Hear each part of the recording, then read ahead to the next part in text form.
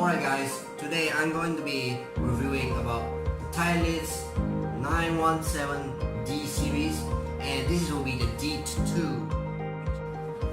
I don't have the D3 series because it's a bit more expensive. It's what in my country is, but I don't know other countries. But the D2 is a forgivable driver. It does have the same qualities as the D3 series, but this is for forgiveness and it doesn't give full speed anyway, since like the D3 which gives more distance and a smaller hit.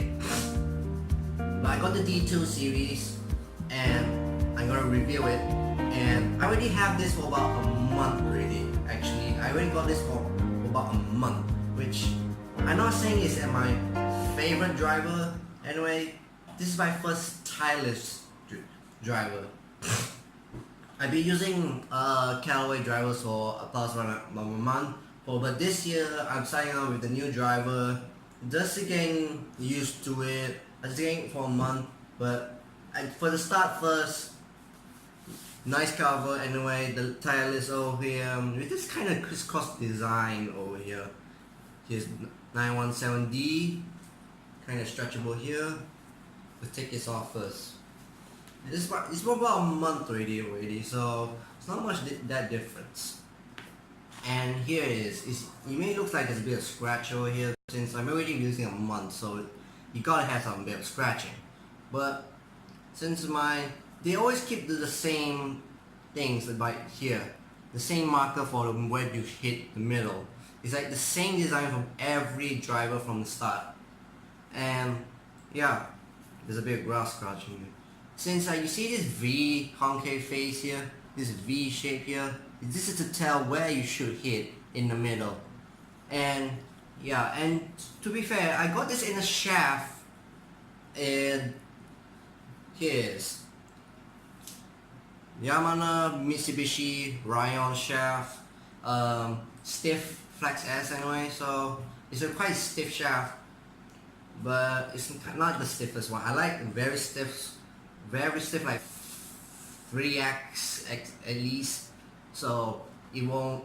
I can get the feel of it, like very power. So because if I get to use a floppy shaft, I can't even hit straight. But I get this on the 9.5 loft degree. So yeah, they do come with an instruction manual, since they don't give you in numbers on what degree will give, because they give you in letters and numbers, which they do specify on angles of the club and how the face will be open. Since this is in an A1 series, which is standard, which is in a normal address series, so there I usually put them in B3 when I play in the course and hitting shots, since because in 9.5 degrees, you'll be like aiming up a bit more so you can get the angle attack. So, but in the B3 series, it will be like more draw. It's more on the draw. So it's for me, because it's going to be more easier, since I don't need more angle attack. I just need to keep my normal address and ball will keep flying. Since it's kind of good, it does have all in 2018. It does have the interchangeable weight settings, which is right over here, which is a screw up over here. Currently now this is in the neutral weight setting, which is not that much, because the neutral weight is like it's the same weight every driver. Every weight that Titleist give, it has the same weight but in a different position.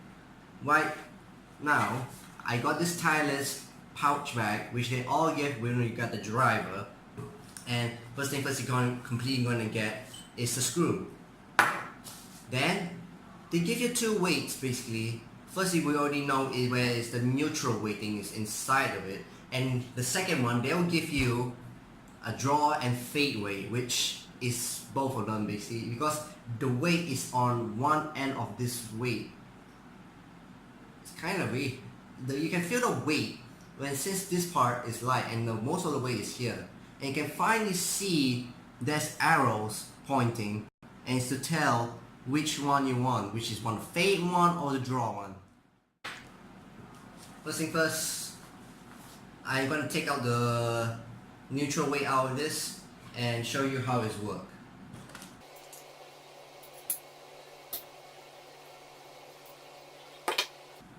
Okay, this is the neutral weight, and it's been there for a long time. There's a bit of moisture in it. So this is the neutral weight, and basically the weight is in the middle, so it's both is balanced anyway. So it is a balanced one. It's 12 G. This is the weight is 12 grams. So all of them will have a 12 gram weight settings on this. So these weights are all 12 grams. And this is the fade. Since here's the thing, if you guys have a tendency on how you hit your shots, like say you continuously hit a fade, but you want to stop doing that, you can counteract by putting the draw side of it. See here, focusing it, focus. I think you can't focus it. I don't know, but if you can see that it's the draw is over there. If you put the draw on, so you put the draw by following the arrow, by looking here, this is the draw, and just inserting it over here. Then you can feel the weight when you put the draw. The draw, you can feel it right on the end. When you can feel the weight on the heavier side. Usually for me, I just put the fade in it. Since like the fade is like you don't feel much, you feel the shaft, but it's very nice feeling, you know. So yeah, so it basically like it helps to counteract your ways of your swing by putting on the weight on each end of the driver heads. It does comes in on the D3, but Titleist does give out many types of weight systems for this. But it's a great design. And also, here's the instruction. Here's all the loft settings, the open settings are all about the face on this, on the shaft, where you want to get the loft, you want to get less loft, more loft, you gotta get the face more wider or more narrower. This is to tell you with what you want and how you can set your drivers into your own preference. And I tell you what, Titleist went all out on the design on this driver. It's very more on the technical side of it, but it does has its own purpose anyway. So I'm going to show you some clips of me hitting the driver anyway. So it's actually a very good driver, but it's not my favorite driver, but it's a good driver to hit at least in your preference anyway. So it does give you an idea on how the driver is performed. It does have it's a big sound to it. It's like a very nice sound when you whack. Like if you hit the center, it has a nice sound.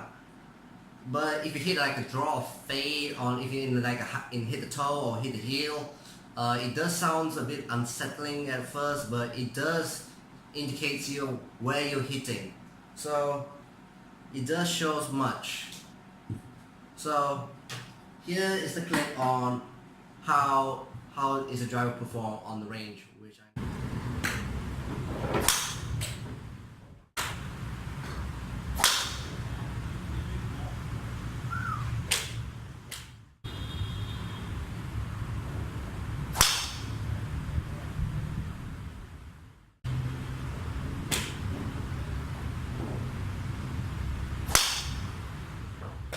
with the Titleist, it's actually not bad. It's not much. It's kind of like a bit on the edge or something.